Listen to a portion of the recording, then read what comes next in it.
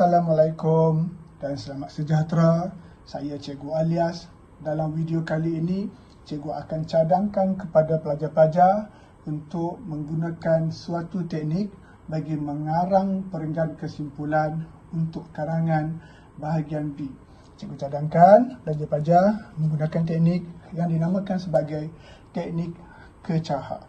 Dalam teknik kecaha, terdapat 3 jenis ayat, iaitu ayat kesimpulan, ayat cadangan dan ayat harapan.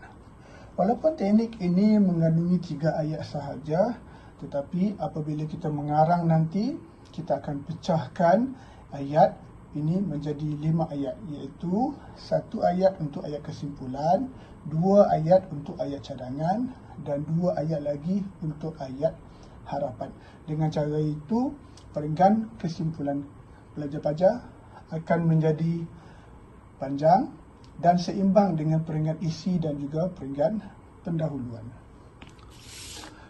Baik, andaikan pelajar-pelajar diberi tugasan menulis karangan dengan fokus soalannya iaitu kepentingan semangat patriotik dalam kalangan generasi muda.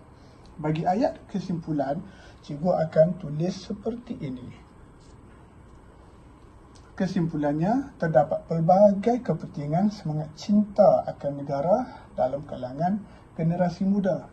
Kemudian, bagi ayat cadangan yang pertama, cikgu akan cadangkan supaya semua pihak mestilah bersatu hati bagi menyuburkan semangat patriotik dalam kalangan generasi muda.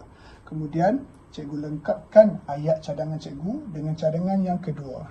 Cikgu fokus pihak secara spesifik, iaitu cikgu fokus pihak kerajaan. Kerajaan dicadangkan supaya melaksanakan kempen kesedaran secara berterusan di seluruh negara. Dan cikgu jelaskan lagi huraian untuk cadangan ini. Cikgu cadangkan supaya kerajaan menggunakan pelbagai medium seperti media sosial bagi mencapai hasrat ini. Ini adalah langkah yang cikgu ambil untuk memastikan karangan cikgu mempunyai huraian yang jelas dan spesifik. Kemudian, bagi ayat harapan, cikgu akan tulis seperti ini. Dalam ayat harapan yang pertama, iaitu jika keadaan ini menjadi realiti, Malaysia akan mempunyai generasi muda yang tinggi perasaan cinta terhadap negara. Dan ayat harapan yang kedua, cikgu tulis begini.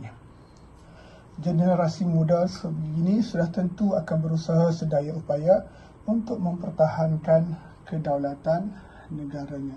Cikgu harap video ini telah pun sedikit sebanyak membantu pelajar tentang cara untuk menulis perenggan kesimpulan yang lebih panjang dengan huraian yang jelas sekaligus membolehkan pelajar-pelajar mendapat markah yang cemerlang dalam karangan bahagian B.